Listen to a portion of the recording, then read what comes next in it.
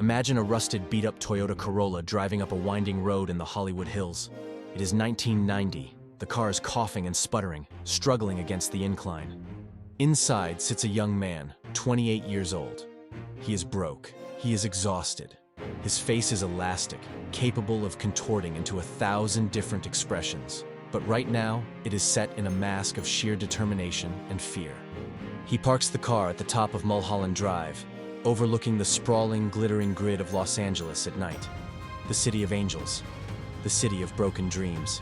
To anyone passing by, he looks like just another failed actor, another casualty of the industry, staring at the lights of the parties he wasn't invited to. But this young man does something strange. He reaches into his pocket and pulls out his checkbook. His hands are trembling slightly. He isn't writing a check to a landlord or to a debt collector. He writes a check to himself. He dates it for Thanksgiving, 1995, 5 years in the future. In the memo line, he writes, "For acting services rendered." And in the box for the amount, he writes a number so large it seems laughable. $10 million. He tears the check out and puts it in his wallet. It sits there, a piece of paper promising a fortune he cannot fathom, next to the few crumpled dollar bills he actually owns. That man was Jim Carrey, and exactly 5 years later, almost to the day, that check would not bounce. Today, we are going to deconstruct how he did it. We are not just going to tell you the story of a funny man who got rich. We are going to explore the mechanics of his mind. We are going to look at the law of attraction, not as magic, but as a psychological tool for survival. We will see how a boy who lived in a van and beat trash cans with a baseball bat out of rage became the highest paid actor in the world, and then realized that the money was arguably the least interesting thing about his life. This is the story of how Jim Carrey manifested his reality, and how you can use his secret to build your own easy life. To understand the check, we have to go back to the trauma. Great comedy, like great philosophy, often comes from great pain. Jim Carrey was born in Newmarket, Ontario in 1962. He was the youngest of 4 children. He describes himself as being born performing. He would throw himself downstairs to make his parents laugh. He would contort his face in the mirror for hours. But this need for attention wasn't just narcissism. It was a desperate attempt to heal a broken home. His mother was often sick, suffering from hypochondria and depression. Jim realized early on that if he could make her laugh, she wouldn't feel pain. He became the court jester to save his mother from the darkness. His humor was a defense mechanism, a shield against the sadness that permeated the house. But the real turning point, the event that shattered his childhood innocence, happened when he was 12 years old. His father, Percy Carey, was a saxophone player. He was a man with a creative soul, a man who could have been a great musician. But Percy was afraid. He had a family to feed. He had responsibilities, so he made the safe choice. He locked away his saxophone and took a stable job as an accountant. He traded his dreams for security. It is the trade millions of people make every single day, and for a while it worked, until it didn't. When Jim was 12, his father lost that safe job. He was fired. The family spiraled into poverty almost overnight. They lost their home. Imagine the shock. One day you are a middle-class kid in a suburban house. The next, you are living in a Volkswagen camper van. The family had to take jobs as janitors and security guards at a tire factory just to survive. Jim, at 15 years old, dropped out of high school. Not to party, not to rebel, but to scrub toilets. He would go to the factory after school, before he quit entirely, and work an 8-hour shift cleaning industrial grime. He describes this period with a visceral intensity. He says he had a baseball bat on his janitor cart.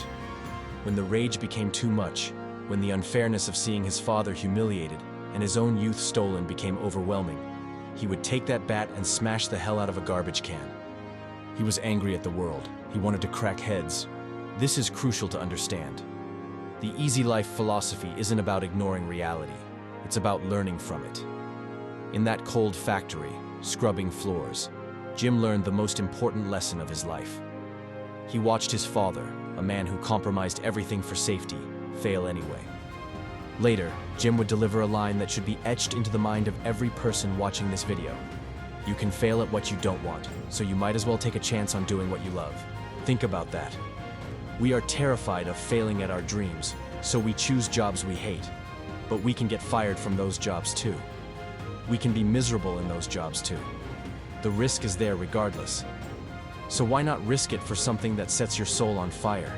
That realization was the spark. The factory didn't break Jim. It forged him. He decided he would not die in that van. He would not die scrubbing floors. He decided to bet on himself completely. He moved to Hollywood, the classic story. But Hollywood is not kind to desperate people. For a decade, he struggled. He was doing stand-up comedy, but his act was weird. It was physical, intense, sometimes aggressive. He wasn't telling jokes. He was becoming characters. He would go on stage at the Comedy Store and bomb. Silence. Crickets. People staring at him like he was insane. Most people would quit. But Jim had begun to practice something he called visualization. Every night he would drive up to Mulholland Drive. He would sit in his car and look out over the city. He wouldn't just look, he would see. He would visualize directors interested in him. He would visualize people respecting his work. He would visualize the laughter. This wasn't just daydreaming. Daydreaming is passive. It's an escape. Visualization is active. It's a rehearsal. He was training his reticular activating system, the part of the brain that filters information, to look for opportunities. He says, I would visualize things coming to me. It would make me feel better. Visualization works if you work hard. That's the thing. You can't just visualize and go eat a sandwich. He wrote that $10 million check in 1990. It was a promise to his future self.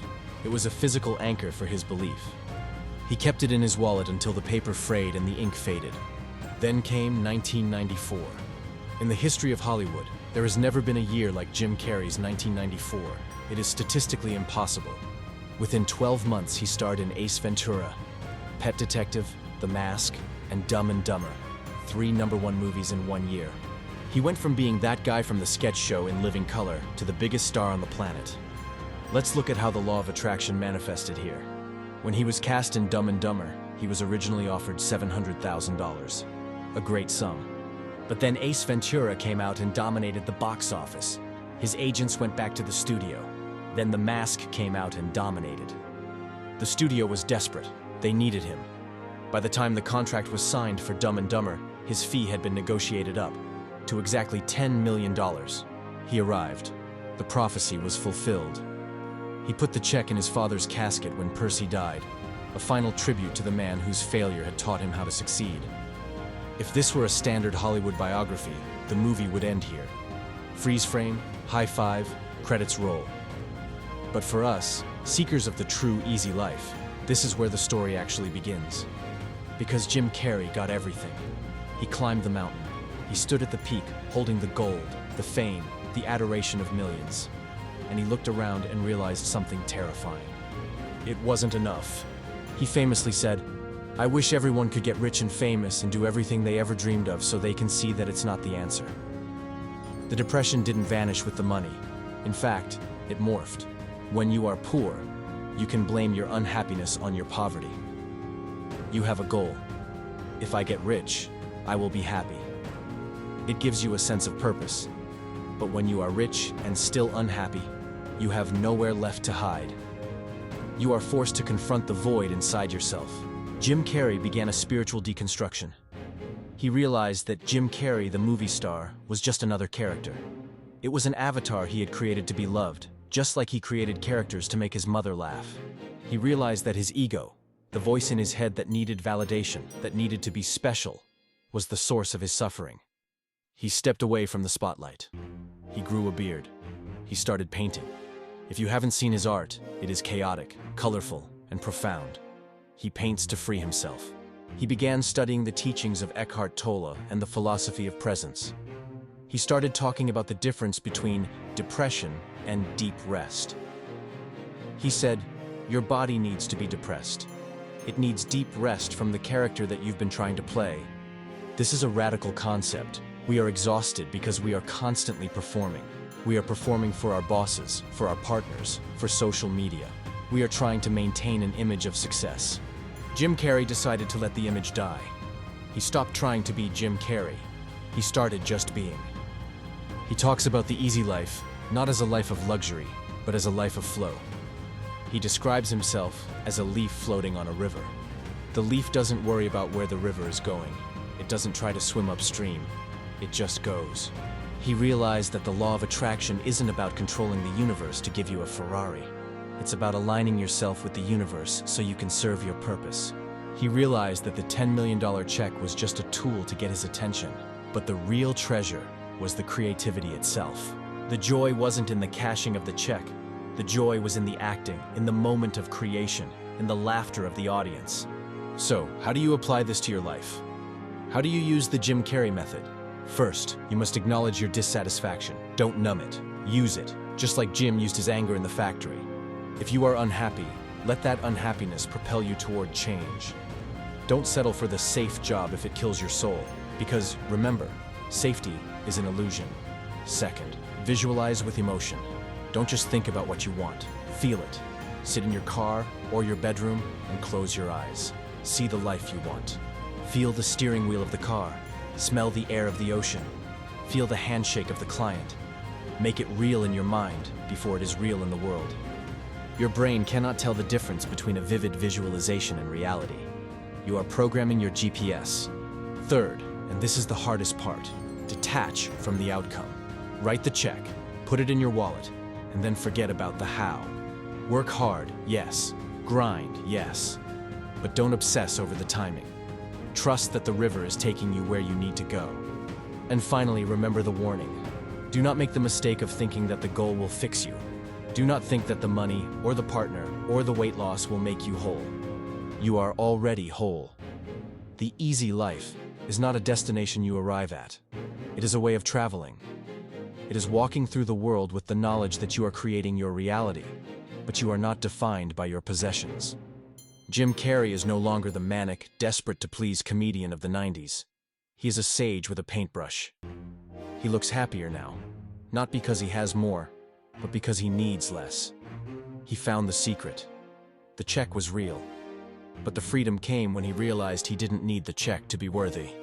You have a blank check in your life right now. You can write whatever you want on it. You can write freedom. You can write love. You can write peace. Sign it, believe it, work for it. But remember, the value is not in the paper. The value is in you. Thank you for watching. If this story resonated with you, if you are ready to write your own check to the universe, leave a comment below. Share this video with someone who is stuck in the safe life and needs a push. And subscribe, because we are just getting started on this journey to an easy life. See you in the next one.